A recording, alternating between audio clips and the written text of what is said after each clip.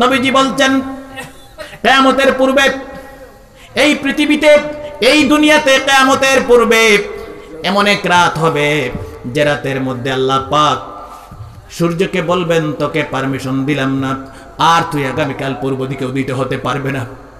আল্লাহ পাক বলবেন, আগামীকাল তুই পূর্বাকাশে উদিত হবে না, উঠবে না। সূর্য না উঠলে আর কি দিন হবে? শুধু রাত রাত থাকবে। এমন লম্বা রাত হবে, পৃথিবীর মানুষ পেরেশান হয়ে যাবে। ঘুম থেকে উঠে মানুষ আল্লাহ পাকের আযাবের গজবের ভয়ে সেই রাত্রে মানুষ থরথর করে কাঁপতে থাকবে। পৃথিবীর মানুষগুলি, দুধের বাচ্চারা মার দুধ পান করবে না, চিল্লা চিৎকার শুরু করে দেবে। পৃথিবীতে পশু পক্ষী ডাকা শুরু করে দেবে। সমস্ত পৃথিবীতে হই হাল্লা, চিৎকার কলরব শুরু হয়ে যাবে। কেউ আর বাবা ছেলের চিন্তা করবে না, ছেলে বাবার চিন্তা করবে না। কিয়ামতের অবস্থা এই দুনিয়ায় হবে। সুবহানাল্লাহ। পৃথিবীর মানুষগুলি পূর্ব দিকে সূর্য ওঠার অপেক্ষা করবে। করতে করতে হঠাৎ পৃথিবীর মানুষগুলি দেখতে পাবে সূর্যটা পূর্ব দিকে না উঠে ধীরে ধীরে পশ্চিম দিক থেকে সূর্য উঠতেছে। সুবহানাল্লাহ। দুনিয়ার কথা বলছি, কিয়ামতের দিন না। এই দুনিয়ায় একদিন যুবক ভাই আমল করছেন না, একদিন দেখবেন সূর্য প্রতিদিন ট্র্যাডিশন, যেটাকে বলা হয় ইউনিভার্সাল ট্রুথ, পূর্ব দিকে সূর্য উদিত হয়, আর হবে না। একদিন পশ্চিম দিক থেকে সূর্য উদিত হবে। সেই দিন বেশি দূর না, কিয়ামতের যত আলামত সব প্রকাশিত হয়ে গিয়েছে। নবীজি বলছেন সূর্যটা উঠতে উঠতে ঠিক মিডিলে আসবে, আবার পশ্চিম দিকে চলে যাবে, অস্ত যাবে। নবীজি বলছেন সূর্য পশ্চিম দিকে উঠা দেখে পৃথিবীর সব জাতির মানুষগুলি, শুধু মুসলমান না, হিন্দু মুসলিম বৌদ্ধিস্ট খ্রিস্টান সব জাতির মানুষগুলি একসাথে এক স্বরে বলবে, আমান্না বিরাব্বিল আলামিন। আমরা ঈমান এনেছি দুজাহানের প্রতিপালক যিনি, আমাদের স্রষ্টা যিনি, আল্লাহ পাকের উপর আমরা ঈমান এনেছি। সুবহানাল্লাহ। সব মানুষ, পৃথিবীতে যা মানুষ আছে সব মানুষ বলবে এক স্বরে, আল্লাহর গজবের ভয়ে। মানুষ বলতে চাইবে না, কিন্তু অটোমেটিক তার মুখ থেকে বের হয়ে যাবে, আমান্না বিরাব্বিল আলামিন। নবীজি বলছেন সেই দিন আল্লাহ পাক বলবেন, হে পৃথিবীর মানুষ, এতদিন আমার নবীরা বলেছেন বিশ্বাস করো নাই, উলামায়ে কেরাম বলেছেন, গলা ফাটিয়ে ফাটিয়ে বলেছেন বিশ্বাস করো নাই। আজকে আমার প্রকাশ্য নিদর্শন দেখে ঈমান এনেছো, তোমাদের ঈমান গ্রহণ করতে পারবো না।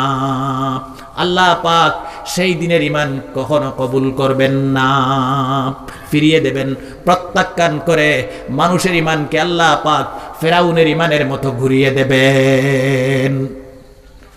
ফেরাউন ঈমান এনেছিল। আপনারা কি সেই ঘটনা জানেন? ফেরাউন ঈমান এনেছিল হযরতে মূসা আলাইহিস সালামের উপর। অনেক কষ্ট দিয়েছে। সংক্ষেপে বলছিলাম বা ঘটনা বলা উদ্দেশ্য নয়। অনেক কষ্ট দিয়েছে হযরতে মূসা আলাইহিস সালামকে ফেরাউন। সর্বশেষ চূড়ান্ত পর্যায়ে মূসা আলাইহিস সালামকে দাওয়া করতে করতে তাড়াতে ফেরাউন তার দলবল নিয়ে, লস্কর সৈন্য নিয়ে নীল দরিয়ার সামনে অথবা লোহিত সাগরের সামনে চলে গেছে।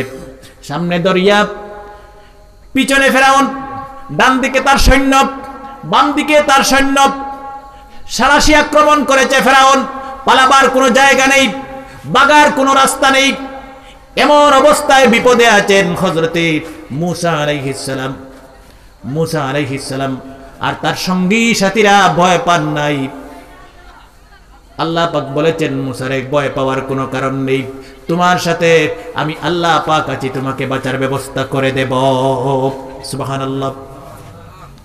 সুতরাং আমার ভাইয়েরা, আল্লাহ পাক বললেন মূসারে তোমার হাতের লাঠি দিয়ে দরিয়ার পানিতে আঘাত করো, বাড়ি মারো। মূসা আলাইহিস সালাম আঘাত করলেন। এক আঘাতে দরিয়ার মধ্যে 12টি রাস্তা হয়ে গেল। সুবহানাল্লাহ। মূসা আলাইহিস সালাম আর তার সঙ্গী সাথী সমুদ্র পার হয়ে গেলেন। ফেরাউন মনে মনে ভাবতেছে, এত সুন্দর পথ, এত সুন্দর রাস্তা পানির মধ্য দিয়ে আমিও আমার সৈন্য পার হয়ে যাব। এই উদ্দেশ্য নিয়ে ফেরাউন নীল দরিয়ায় নেমে গেল। মুসা আলাইহিস সালাম আর তার সঙ্গী সাথী দরিয়া থেকে উঠে গেলেন, পানি আবার এক হয়ে গেল, সব সৈন্য সাথী মারা গেলেন ফেরাউনের। ফেরাউন পানির মধ্যে হাবুডুবু খাচ্ছে আর বলতে আল্লাহ তাআলা, ফেরাউন বলতে, হে আল্লাহ পাক, আমি এই সত্তার উপর ঈমান এনেছি, এই জাতের উপর ঈমান এনেছি যে জাতের উপর, যে সত্তার উপর বনি ইসরাইলের মানুষ ঈমান এনেছেন। সুবহানাল্লাহ। বনি ইসরাইল, মুসা আলাইহিস সালামের বংশধর বনি ইসরাইল, ঈসা আলাইহিস সালামের বংশধর বনি ইসরাইল। এই ফেরাউন পানির মধ্যে হাবুডুবু খাচ্ছে আর বলছে, আল্লাহ, আমি এই সত্তার উপর অর্থাৎ তোমার উপর ঈমান এনেছি, এই বনি ইসরাইলের মানুষ মুসা আলাইহিস সালাম আর তার উম্মতেরা যে আল্লাহর উপর ঈমান এনেছে, আমিও সেই আল্লাহর উপর ঈমান এনেছি, আমাকে রক্ষা করো। বলি সুবহানাল্লাহ। আল্লাহ পাক রিপ্লাই দিয়েছেন। কি রিপ্লাই দিয়েছেন আল্লাহ পাক শুনেন।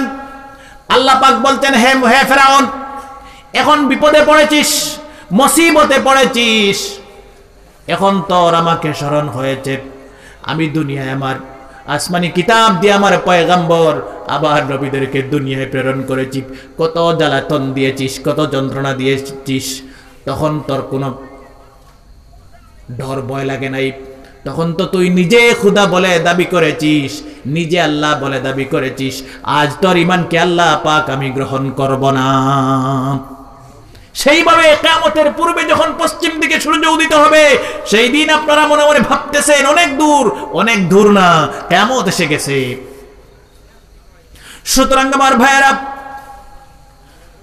আল্লাহ পাক 2 নম্বরে বলতেন, ঈমান আনলে পরে যদি কোনো মানুষ আল্লাহ পাকের উপর ঈমান আনে, আল্লাহ পাকের উপর ঈমান আনলে পরে এই মানুষটা দয়াবান হয়, এই মানুষটা সুহৃদয়বান হয়, অহংকারী হয় না, জালিম হয় না, সেই মানুষটা অত্যাচারী হয় না। সুবহানাল্লাহ। সমাজে এখন মানুষ জালিম আসেনি, অত্যাচারী মানুষ আসেনি, অহংকারী মানুষ আসেনি, নাই হইলে তো মানা যাইতো না। এভাইলেবল সিট ক্যাপাসিটি, অহংকারী মানুষ সিট ক্যাপাসিটি। কোন মানুষে সম্পদের অহংকার করে, কোন মানুষ স্বাস্থ্যের অহংকার করে, কোন মানুষ জ্ঞানের, ইলমের, শিক্ষার অহংকার করে। গাড়ি বেশি হয়েছে, বাড়ি বেশি হয়েছে, শিক্ষা বেশি হয়েছে, সম্পদ বেশি হয়েছে, অহংকার করো না। আল্লাহ পাক বলতেন, ওয়াল্লাহু হুয়াল গানিয়্যু ওয়া আনতুমুল ফুকারা। কত কোটি টাকার সম্পদ হয়েছে, কত মিলিয়ন বিলিয়ন ডলারের সম্পদ হয়েছে, যদি আল্লাহ পাক ক্যান্সার রোগ দিয়ে দেন, তোমার 14 গোষ্ঠীর সম্পদ বিক্রি করে ডাক্তারের টাকা হবে না। সুবহানাল্লাহ। আল্লাহ পাক সেই জন্য বলতেন, অহংকার করো না, সম্পদের, টাকার অহংকার করো না, শিক্ষার অহংকার করো না, স্বাস্থ্যের অহংকার করো না। সকালে স্বাস্থ্যবান থাকবে, দুপুর হতে না হতে আল্লাহ পাক যে কোনো মারাত্মক মরণ ব্যাধি দিয়ে দিতে পারেন। আল্লাহ পাক বলতেন, অহংকার করো না, অহংকার পতনের মূল। আল্লাহ পাক বলতেন, কিসের অহংকার করো? যখন কোনো মানুষ আল্লাহ পাকের উপর ঈমান আনে, সেই মানুষের অন্তর থেকে অহংকার আর গর্ব আর বড়াই সব কিছু মুছে ফেলে দেন। আল্লাহ পাক আমলের বরকতে সব কিছু মুছে ফেলে দেন। মানুষের অহংকার থাকে না ঈমান আনলে পরে। আর মুসলমান অহংকারী হয় না, আল্লাহর কসম। সুবহানাল্লাহ। আল্লাহ পাক দুনিয়ায় যারা অহংকার করে, দুনিয়ায় যারা মানুষকে কষ্ট দেয়, দুনিয়ায় যারা মানুষকে যন্ত্রণা দেয়, মানুষকে দুঃখ দেয়, মানুষকে জুলুম করে, এই সমস্ত মানুষদেরকে আর জিনদেরকে আল্লাহ পাক উদ্দেশ্য করে বলেছেন, এই জন্য বলেছি মানুষ আর জিন কিয়ামতের দিন শুধুমাত্র 2 জাতের হিসাব হবে, 1 নম্বর মানুষ আর 2 নম্বর জিন। এই 2টা জাতের হিসাব হবে। সুবহানাল্লাহ।